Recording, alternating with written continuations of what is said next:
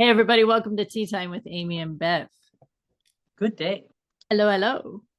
How are you? I'm good, doing well. Had some interesting things happening. One thing that came up for me, so I'm just going to dive right in, is so for the audience that doesn't know, I have a full time job and being triggered, emotionally triggered at work, getting caught up in the frustration, the irritation, and feeling out of control, right? Because other people are supposed to do things that they don't do, and now you're just like, and then that affects your job, and so just feeling that out of control piece, and having the opportunity to sit with it and ask what's really going on, right? The deeper question, what's really going on with you? Meaning me. This isn't my internal conversation. What's really going on with you here? And I had over a couple of days where something happened and it kind of triggered me, and then something else happened, and so it was starting to compound on each other. And when I sat with it and said, okay, because I was getting irritable and frustrated, I was starting to feel the feels, right? And it was like, oh. And when I sat and thought, what's really going on here with all of these things that are happening, it was feeling rejected, feeling out of control, feeling like I'm not going to get it right, therefore I'm not good enough. So all these little pieces of history started coming to the surface. And once I took that time to process what I was actually feeling in me, in my body, and mentally, right? My mindset. I was like, oh, are you really being rejected? So there was a thing where I asked people to fill out a form, and this one lady came up to me and she's like, I don't think I need to fill this. Like, she could have just put it to the side and just not done it.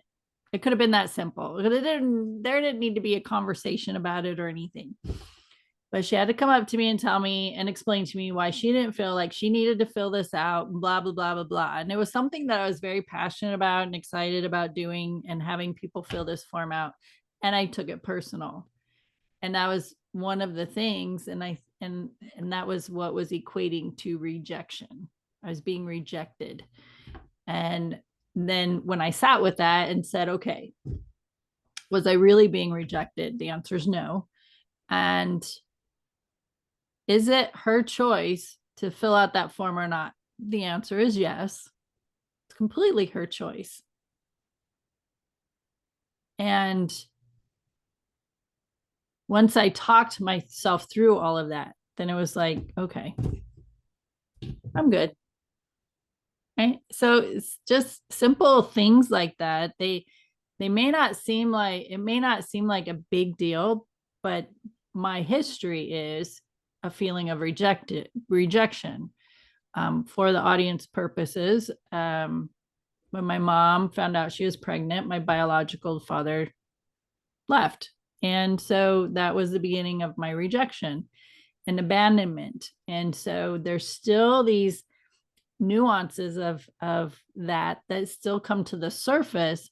But the more I recognize it and acknowledge it, the less it happens, the less I take things that personal, the less I allow experiences like that to bother me. And sometimes I like to think that sometimes the universe just drops a little thing in there as a little test to say, how you doing today with rejection? And I'm like, listen, universe, I didn't need that. So I like to be playful with it as well, and And is it true that universe is testing me? No, I don't think it's true. But to play with it, to be playful with it, it's a way to make it a little lighter. And I'll just say, you know what? I did way better than I would have in the past, but it still bothered me. And I recognize that and I can do something about it. And I will have the intention of doing better with it next time because it'll show up again. And each time it's just an opportunity to practice and get better. But again, had it been 20 years ago, I'd have been pissed. Like, no, to like the world was ending over this form that somebody didn't want to fill out. So it took me just a short amount of time to process. It's good. Moving on. The rest of the day was great. So there's that. Nice. It's just like the inner child just needed to be acknowledged, really. Yeah, When you think for sure. about when you think about a lot of these things, and we get so bothered by that stuff, right? So we can get so bothered by that stuff. Like, you're already over this crap. We've already dealt with this stuff. I swear. But it just comes to the surface, it comes to the surface because now it's time, if it's not through our closest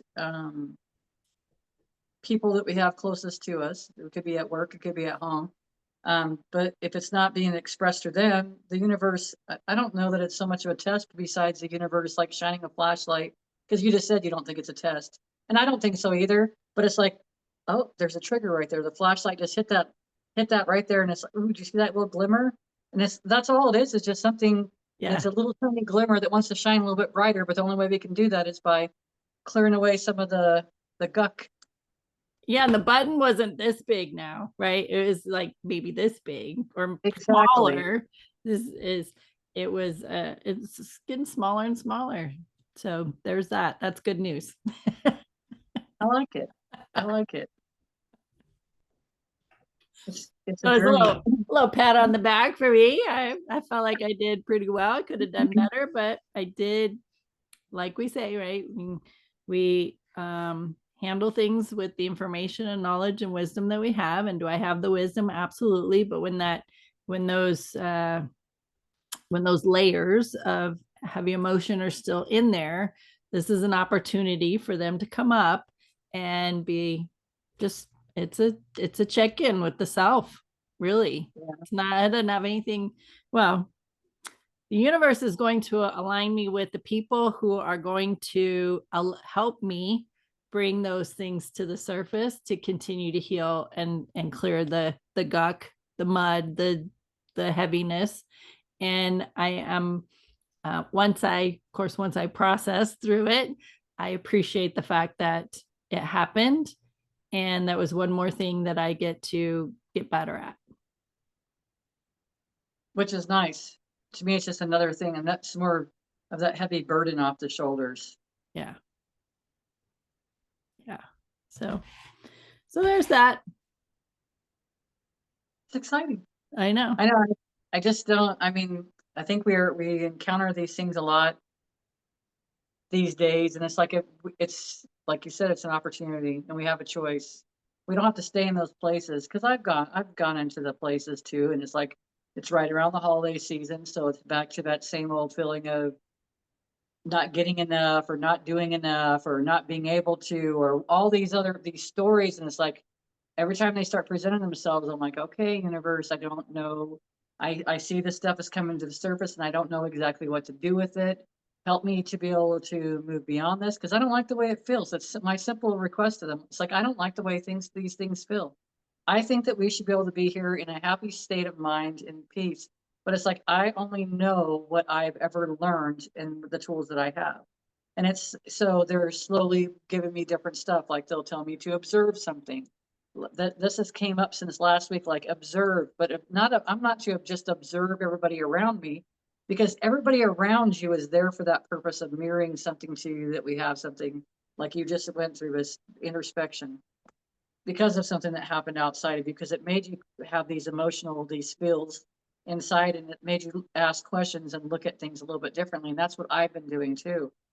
Recognizing where there's codependency, recognizing, what on a behaving in a, or I'll catch myself like watching myself as a third party. And I'm like, ooh, you're acting like that because you want some attention. You're trying to do something because you want you're not being, you don't feel like you're being seen. Okay, you need to see yourself. Well, I don't know. How do I see myself? How can I see myself more? How can I unconditionally fall in love with myself? And really, that's a lot of the stuff for me that's on the outside right now that's reflecting back to me, because it's to unconditionally love this person. It's not just the body, because this is just the vessel I'm traveling in, but to love me enough to allow me to be the party instead of the chameleon to come forward that knows it can blend with anything. I can blend in any department or any environment or any whatever. I can. Doesn't mean that I want to. And as my granddaughter says these days, I won't.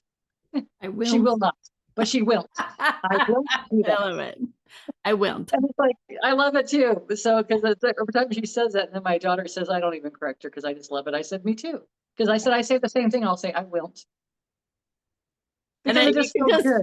you can just feel that childlike behavior come out when you say it like that too. I love it. Exactly. And but that's the stuff we miss out on, right? It's having faith. It's having faith that things are. I'm listening to the book autobiography of why am I screwing this up so much? Oh my gosh, can't even remember his name now. It's okay. It's an autobiography of this book of this amazing person, and I'm learning all I'm learning all about this information. It'll come to me and then I'll mention it. Yeah. But it's just talking about how just appreciating things and having faith. It is not it has not been an easy journey for me to have faith. It has not. And that makes me feel emotional a bit, because it's like we have these practices that we go through, and we have these understandings, and sometimes you can have such clarity and such knowing in those moments that you are unshakable, and this is the way things are. I know it, because you know it. And then there's those other times that we feel off kilter or off balance. We're not receiving what seems to be like that direct connection, but it didn't just happen like boom like that. It happened as a progression of things, maybe not eating, not drinking, not giving self enough time, um, whatever it is. But it's taking the time to notice that you're doing those things, and it's noticing that I haven't been having faith. And in the book, it talks about him, this gentleman. His brother says, well, if you do this, then I'll have you like, it's not a baptismal, because it's not even that type of religion at all. But you can be my guru basically, or whatever.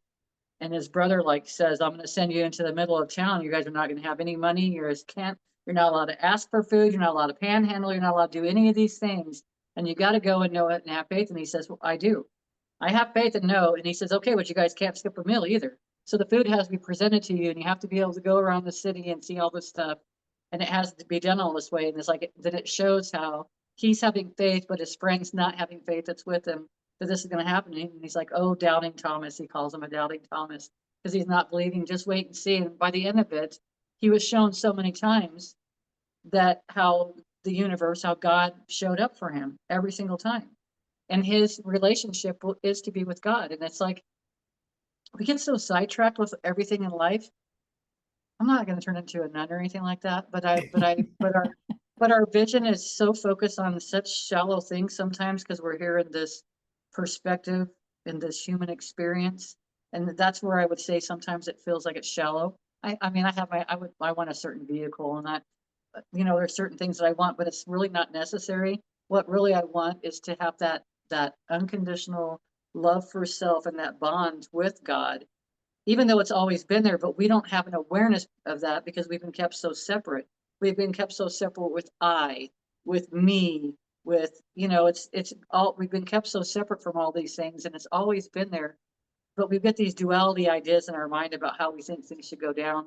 And of course, if it's not going to go down, if, how many, I've said, well, if this dog comes back and this dog doesn't come back, I'm just not going, or I'm not doing whatever.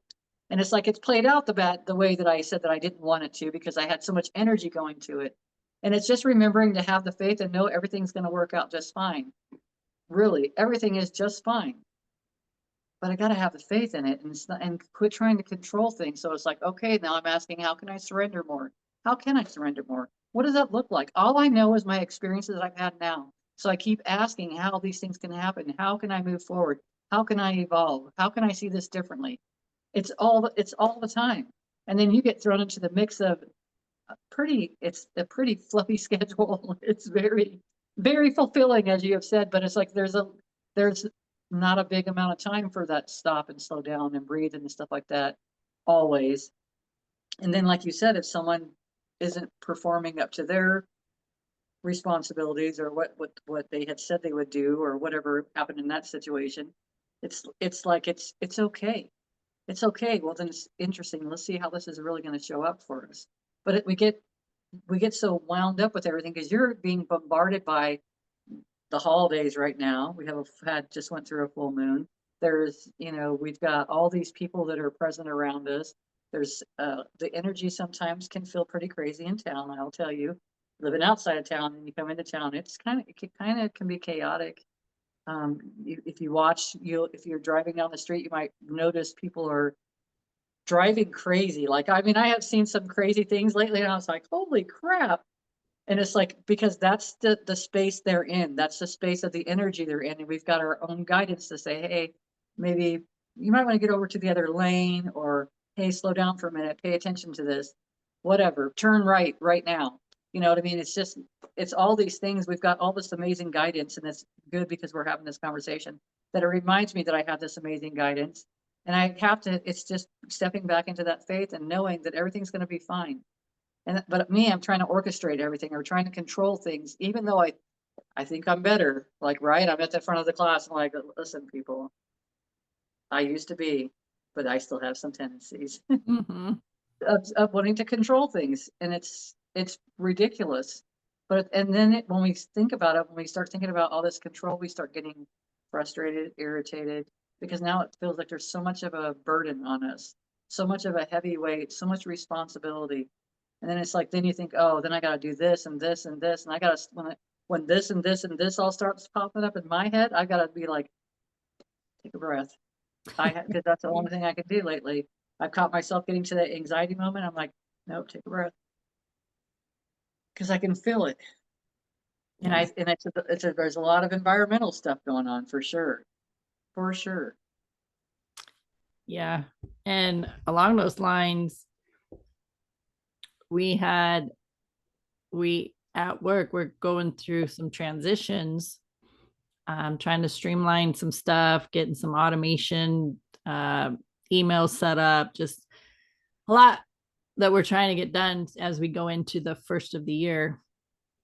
And we had a coworker give her notice. And again, I was like, okay, talking to myself, okay, we can go into panic mode and freak out and think about all the things that have to be done and all the things that's going to get put on your plate. And right, in history in the past, that's where I would have went. I would have went straight there. I would have get very upset and distraught and worried and all the things. But I was like, okay, this is where we're at for now. We're going to make it through. It's temporary. It's not a forever. It's a temporary thing. And I know there's somebody out there to fill the position. So I just held that. I remained very calm about it and just kept projecting there's somebody there for this position, and it's okay, and it's going to work out, and we're going to get things done, and just really staying on that path of what I was saying to myself. The next day, after the coworker gave her notice, I asked my boss, I said, do you know of anybody who might be a good fit to fill that position? And she goes, I sure do. And I've already called her. I was like, great. So, and on Friday, she's supposed to come in and talk to us. So, and she has the skills that are needed. She's a manager of a store. She's from my understanding, has owned her own business. So like she has business, she's business savvy to be able to connect with our with where I work and with our clients and stuff. And so I just, like you said, faith, and having and holding the faith that the debts that I have will be paid in full in a short amount of time. And the more I hold that, the more abundance of prosperity flows in. So yeah, faith is an interesting thing when you have been living in survival mode for your entire life. And that would be me, right? And I know Bev too, living from a survival mode where independence, I can only trust myself. I can only depend on myself. I have to prove that I can do everything myself. I don't need anybody else's help. And it's just that constant trying to prove your worthiness and that you are good enough for whatever, fill in the blank. And you can't trust anybody else because they hurt you, they wound you, they put you down, they beat you, they yell at you, you get put on restriction, put sent to your room, all the things. And to change that mindset and see life in a different way, people in a different way. I mean, we punish because of our history. We punish people in our life today who had nothing to do with the past, but because of the way we are, right? Our information and knowledge and wisdom of what we know and what's programmed into our mind and our body, we treat wonderful people in a horrible way because we can't trust them. We can't depend on them. And I'm still in that mode of proving myself good enough. And it damages relationships. So this is why when I started out talking is I recognize this, what was going on. I recognize it's still a childhood wound. And I took the steps to resolve that within myself and get a different perspective. That's on me. Nobody can do that for me. Bev could talk to me for days, but until I made the choice of it's okay if people do the things that they do, that doesn't define me. It doesn't define my story. It doesn't define who I am today. It doesn't define anything. It's just the lady didn't want to fill out the fucking form. Who cares? Who cares? Yeah. It's a piece of paper, right? And I gave way too much attention to it. And so, we are interesting creatures for Yeah. sure. And just kind of retuning or downloading new information into this knowledge bank so that we have different ways of responding or not responding at all, really. The more that I've done the observation, and I don't do it all the time because I get caught up in my own stuff too, but the more that I do the observation, I'm no longer, now I am observing me, how something is affecting me or how I think something has affected me. And I get to step back and kind of witness and then ask questions. Well, I wonder why are you behaving this way or whatever? It's Me interesting. too. I just want to put that out there. Me too. I'm like, why did you take Yeah, that personal? yeah, exactly. Because there was some tuning there. We received some sort of information from somebody around us that was a response to have in that case, or we took on so much energy that could have, from the people that were around us and how they observed something and how they took it in, and now they're running it through their own memory banks or information banks of information that they have, and then having an output from that. And it's like it doesn't even match the situation, but we don't know until we start. That's one thing that's been so wonderful with Raymond. It's like some of the things I say, he's like, I don't even know where you even come from with that. Well, I don't either. But this has been this is stored in my memory bank somewhere. So this has been a fallback to, and I'd rather not be with it either. So it's like, it's being able to walk through those things and see what those things are when they pop up. And knowing that, like we talked about earlier, knowing that the people that are closest to us are going to trigger us. And it's not even, they're not doing it to trigger you, not necessarily, but they are, but it is for our own growth. They're everybody's put into place, right? In order for us to move past a behavior, or in order for us to love more, in order for us to have an opportunity to know that we're creating from that space, and that if something wasn't going right and a person left, okay, I liked all these things about that person that left, but man, I'd love to see the person that are doing this stuff, and then visually seeing, like, all you have to do is see like a smiling pair of lips, or laughing and talking on the phone, like, and handling business and being so jovial and happy and bringing more balance to, or upliftment to, a space. So it's like there's such an opportunity to create from that space. It's like right now you have a blank slate for whatever to come forward. And now maybe this person's been wanting these things all along too, but didn't have an environment to flourish in. And now has an opportunity to be able to be that person. And then, and to fit in to the, with the puzzle. Maybe it's someone that'll end up learning and loving all the stuff that you do. And then you don't even, you're not even going to be there anymore. So you don't have to feel bad about going because a new person took over, and because you're going to be doing some other things that you've learned along your way. Who knows? That's the whole thing. We don't have a clue. And I was talking to a couple of the girls the other day from group. If we had known all this stuff now, right now, like, hey, you're gonna, both these girls were outside of Kingman. They weren't even living here. They both came from like Washington and Minnesota and stuff like that. Like, they came from far away to get to here, to a small town.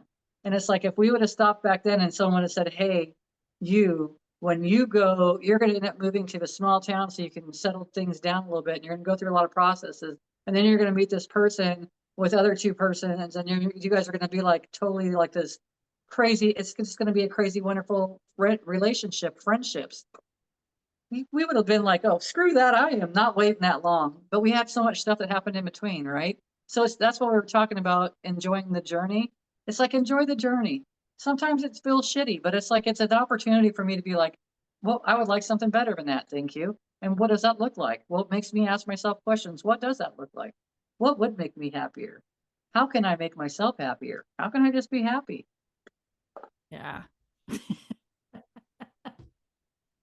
Yeah. And the fact that if you would have got that message and they said, and you're not going to be until your mid 50s before that happens, I'd be like, are you kidding me? You mean I'm going to live till I'm in my 50s? What? While you were talking, what dropped into me, you said, people come into our lives for reasons to help us. And what dropped in was this lady with this form that she didn't want to fill it out. She was using her voice. She was confident in not wanting to fill it out. She knew what she wanted to do and not wanted to do. And she demonstrated that for me. Yeah, that's I awesome, didn't see it actually. that way though in that moment. And Yeah. it just dropped in as you were talking. I was like, oh yeah, she's demonstrating confidence, something I've been working on for quite some time. Go figure. She's using her voice as to say, I don't want to do this. Yeah. Good for her, right? Good for her. Exactly. But I didn't Exactly. see it that way. No, my little person inside, my little girl said, oh, we're being rejected. She Yeah. don't want to play with me. She don't want Yeah. to help me feel good about myself and take part in this joy and passion that I have. Um she's just totally denying me and my joy. That was my process. Her process was, you want confidence? I'll show you confidence. I'm going to use my words, and I'm I'm going going to to speak use up my for myself. voice. That's right. This is how it's done. This is how you say, I don't want to do something. This, yeah. Nice. But it's that, what a nice demonstration, though. And now it's been a benefit to me because now I got to hear, because something will probably come up that I'll just be like, I just don't, I mean, and it's not personal. It's just because you stand in your own power and you do the Yeah. things that light your heart. Yeah. I love when things come up like that. I'm just like, oh Jesus, here we go. I hear you. Free. You're free. All right. So inner child wounds still surfacing. We gotta love it. We gotta embrace it. And we also get the opportunity to heal it and be and do better in ourselves. So we appreciate your time and energy for being here with us. And absolutely, it's important for you to have these conversations. If this is resonating with you, have the conversations with people, or be resourceful and share the links with people, share the information, share the content, whether it's us or any other podcast or book that you listen to or read.